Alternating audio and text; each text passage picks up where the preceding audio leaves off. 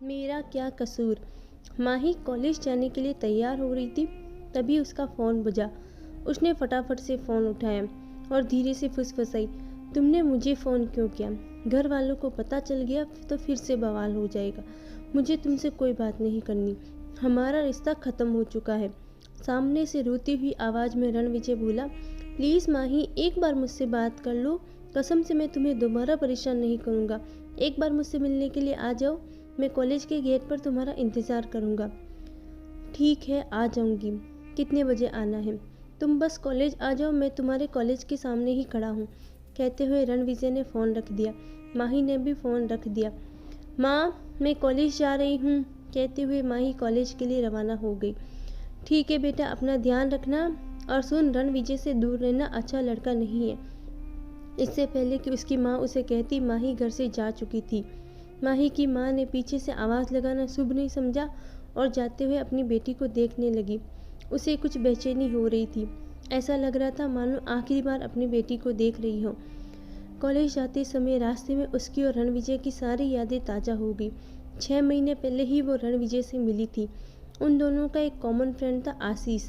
माही आशीष के घर कुछ काम से गई थी। आशीष बहुत ही पढ़ा लिखा और समझदार लड़का था। उसके मम्मी पापा वकील थे। आशीष के घर पर ही उसकी मुलाकात रणविजय से हुई थी। दोनों पहली नज़र में एक दूसरे को पसंद करने लगे थे। उस दिन के बाद रणविजय, आशीष और माही किसी न किसी बहाने से मिलते रहते। आशीष भी जान चुका था कि रणविजय और माही एक दूसरे को पसंद करते हैं। एक दिन रणविजय ने माही को प्रपोज किया। माही ने रणविजय का प्रपोजल एक्सेप्ट कर लिया। धीरे धीरे दोनों का प्यार बढ़ता गया। माही और रणविजय साथ वक्त बिताने लगे। दोनों का एक साथ घूमना फिरना, माही का किसी न किसी बहाने से घर से बाहर जाना और रणविजय से मिलना। माही के भाई ने रणविजय और माही को साथ घूमते हुए देख लिया और उसने घर पर आकर उसके मम्मी पापा को सारी बात बता दी। माही के मम्मी पापा ने रणविजय को उनके घर बुलाया और रणविजय को समझाया। जब वह नहीं समझा तो उसकी पिटाई की और कहा कि माही से दूर रहना, माही को भूल जाना, तुम दोनों का कोई मेल नहीं है, दोनों एक दूसरे से दूर रहो। माही के भाई और पापा को रणविजय को बिल्कुल पसंद नहीं करते थे। इस तरह डराने धमकाने से माही बहुत डर गई और उसने रणविजय से सारे रिश्ते तोड़ने का निश्चय कर लिया। इधर रणविजय माही के भाई और पापा की मार की वजह से बहुत अपमानित महसूस कर रहा था। उसको लगा कि उनकी वजह से माही उनसे दूर हो गई, लेकिन अब भी उसके दिल में रणविजय के लिए एहसास थे। मैं बस अपने पापा के डर से रणविजय से सारे रिश्ते तोड़ दिए। यही सोचते सोचते माही कॉलेज तक पहुंच गई। कॉलेज के बाहर ही रणविजय और आशीष उसका इंतज़ार कर रहे थे। रणविजय माही के गले लगा और उसे अपने प्यार का एहसास कराने लगा। उसने माही से कहा कि थोड़ी देर के लिए साथ घूमने चले। पहले तो माही ने मना किया, वह उसने कोई रिश्ता नहीं रखना चाहती, लेकिन बार बार बोलने पर माही रणविजय के साथ घूमने के लिए बाहर जाने के लिए तैयार हो गई। तीनों, माही, रणविजय और आशीष कार में बैठ गए और रवाना हुए। थोड़ी दूर आगे जाने पर रणविजय ने अपने अपमान का बदला लेने के लिए माही के पेट में चाकू घोंप दिया।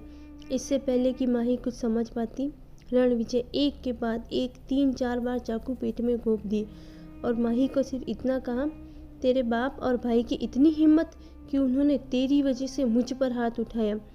माही की सांसें थमने वाली थी, लेकिन अभी उसकी आंखों में बहुत सवाल थे। जिसके साथ मैं ज़िंदगी भर का साथ निभाना चाहती थी, उसने सिर्फ बदला लेने के लिए मेरी ज़िंदगी ख़त्म कर दी। उसकी आंखें अब भी रणविजय से सवाल कर रही थी कि जिस रणविजय पर उसने भरोसा किया, उस रणविजय के लिए वह अपने माता पिता से झूठ बोल कर आई, उसने उसके साथ यह हाल किया। इससे उसका दोस्त आशीष भी उससे मिला हुआ था। अभी भी उसकी सांसें चल रही थी। तब आशीष ने चाकू लेकर उसके पेट में फिर से घोंप दिए। माही की सांसें थम चुकी थी। रणविजय और आशीष ने माही की लाश को ठिकाने लगाने के लिए उसकी लाश को एक सूटकेस में बंद किया और सूटकेस लेकर वो दोनों ट्रेन में जाकर बैठ गए। वहाँ से उन्होंने माही की लाश को बहुत दूर फेंक दिया और दोनों एक साथ लापता हो गए। इधर 5 दिन बीत चुके थे, माही का कुछ पता नहीं था। उसके माता पिता ने पुलिस में रिपोर्ट लिखा दी। पुलिस माही को ढूंढ रही थी, साथ ही रणविजय और आशीष की रिपोर्ट भी उनके घर वालों ने लिखवा दी थी। इसी वक्त पुलिस को रेलवे ट्रैक पर थोड़ी दूर झाड़ियों में सूटकेस में एक लड़की की लाश मिली। लेकिन मानो उसकी लाश एक ही सवाल पूछ रही थी, मेरा क्या कसूर।